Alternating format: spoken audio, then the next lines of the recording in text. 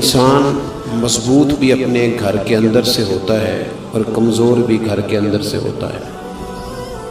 جو لوگ اپنے گھروں کے اندر مضبوط ہوتے ہیں وہ معاشرے میں بڑا انقلاب برپا کر دیتے ہیں۔ جو لوگ گھر میں پریشان ہوتے ہیں نا بیچارے، ان کا تو دفتر میں بھی دل نہیں لگتا۔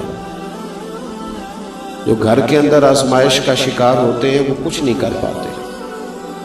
بہت سارے لوگوں کی موٹر سائیکل کی ٹکر اس لیے ہوتی ہے کہ وہ گھر سے پریشان آتے ہیں۔ بھلے جتنا مرضی کہیں کہ میں نہیں گھر والوں کی باتوں کا اثر لیتا، لیکن گھر انسان کے ساتھ جڑا ہوا ہے۔ اگر وہ اپنے گھر کے اندر ماحول کو صحیح رکھنے میں کامیاب ہو جائے تو وہ ملت کا بڑا فائدہ کر سکتا ہے۔ ہمارے بہت سارے نوجوان بڑے بڑے باصلاحیت ہوتے ہیں، باشعور ہوتے ہیں، لیکن وہ بیچارے اپنی بیوی اور اپنی اماں کے جھگڑے میں ایسا الجھ کے رہ جاتے ہیں کہ ان کی صلاحیتیں دب جاتی ہیں، کچھ نہیں کر پاتے، ہر وقت ذہن پر وہی چیز سوار رہتی۔ اللہ تبارک و تعالیٰ نے ہمیں جو دین عطا فرمایا وہ بڑا خوبصورت ہے۔ وہ دین ہمیں مسجد میں آنے کا طریقہ بھی بتاتا ہے اور گھر میں امن قائم کرنے کا طریقہ بھی بتاتا ہے۔ ہم سمجھتے ہیں کہ مذہب اس وقت سٹارٹ ہوگا جب ہم وضو کر کے، ٹوپی پہن کے، جوتے اتار کے مسجد میں داخل ہوں گے۔ حالانکہ مذہب تو سٹارٹ ہوتا ہے ماں کی گود سے۔ مذہب سٹارٹ ہوتا ہے جب صبح آپ اپنے بستر سے اٹھتے ہیں، اور مذہب اتنی دیر تک آپ کے ساتھ رہتا ہے جب تک آپ دوبارہ سو نہیں جاتے۔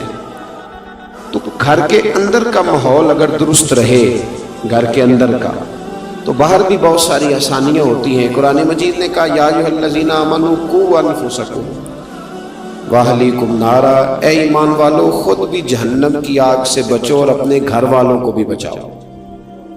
خود بھی بچو اور اپنے… نیند آ رہی ہے ماشاءاللہ کافی سارے لوگوں کو۔ میں نیند سے اس لیے منع نہیں کرتا کہ نیند اللہ کی رحمت ہے۔ کئی لوگوں کو کئی گولیاں کھا کے بھی نہیں آتی، تو یہ اللہ کا فضل ہے، لیکن میری گزارش یہ ہے کہ گھر جا کے سوئیے گا، وہ ذرا زیادہ مؤثر رہے گا آپ کے لیے۔ تو آپ تھوڑی دیر میری بات پہ توجہ فرمائیں۔ فرمایا یا ایھا الذین آمنوا قوا انفسکم واہلیکم نارا، اے ایمان والو خود بھی جہنم کی آگ سے بچو اور اپنے گھر والوں کو بھی دوزخ کی آگ سے بچاؤ۔ حضرت عمر فاروق رضی اللہ تعالیٰ عنہ عرض کرنے لگے یا رسول اللہ صلی اللہ علیہ وسلم، یہ جو رب فرماتا ہے کہ خود بھی جہنم کی آگ سے بچو اور اپنے گھر والوں کو بچاؤ، اس کا مطلب کیا ہے؟ نبی پاک صلی اللہ علیہ وسلم نے فرمایا اس کا معنی یہ ہے کہ جن چیزوں کا اللہ رسول تمہیں حکم دیتے ہیں ان چیزوں کا تم اپنے گھر والوں کو حکم دو، اور جن چیزوں سے رب رسول تمہیں منع کرتے ہیں اپنے گھر والوں کو ان چیزوں سے منع کرو۔ مذہب جو ہوتا ہے نا میرے بھائی، یہ روح ہے۔ وجود سارا صحیح ہو، اندر سے روح نکل جائے تو نہ آنکھوں کو دیکھنے کی لذت ملتی ہے، نہ کانوں کو سننے کا ذائقہ، سارا وجود بیکار ہے۔ گھر کے اندر دولت ہو، مال ہو، بچے بھی ہوں، بیوی بھی ہو، ماں باپ بھی ہوں، رشتہ دار بھی ہوں، تجوری بھی ہو، لیکن گھر میں دین نہ ہو تو پھر لوگ آ کے پیر صاحب سے فتویٰ پوچھتے ہیں، تعویذ مانگتے ہیں، کہتے ہیں حضرت جی سارا کچھ ہے، سکون کوئی نہیں۔ سارا کچھ ہے لیکن سکون نہیں۔ سکون کب ہے؟ سکون تب ملے گا جب گھر میں قرآن بھی پڑھا جائے گا اور مصطفیٰ کریم پر درود و سلام بھی پڑھا جائے گا۔ یہ ہمارے بچوں کے عقیدے کیوں خراب ہوتے ہیں؟ بد مذہبوں کے ہتھے کیوں چڑھتے ہیں؟ توجہ ہے میری بات پر؟ بچوں کے عقائد اس وقت خراب ہوتے ہیں جب ہم انہیں عقیدہ سکھاتے ہی نہیں۔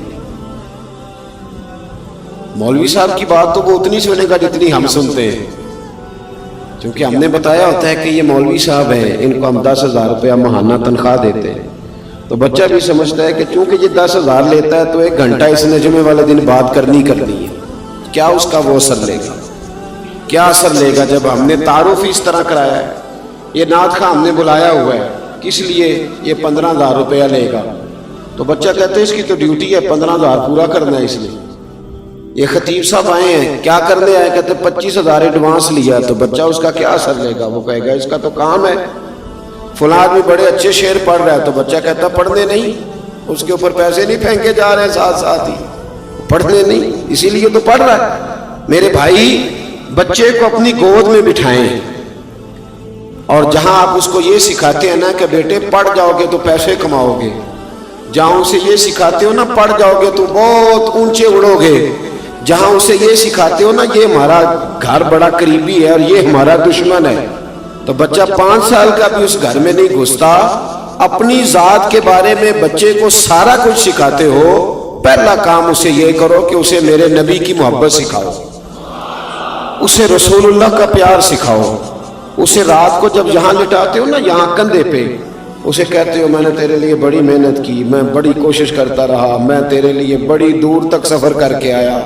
उसे कहा करो बेटे मैंने कुछ भी नहीं किया, तेरे लिए जो कुछ भी किया है तेरे रसूल ने किया है, तेरे महबूब ने तेरी आखिरत के लिए बड़ा कुछ किया। अपने बच्चों को नबी पाक अलैहिस्सलाम की मोहब्बत सिखाएं, उनकी घुट्टी में डालें ये बात। कैसे बिगड़ गया बच्चा, कैसे गैरों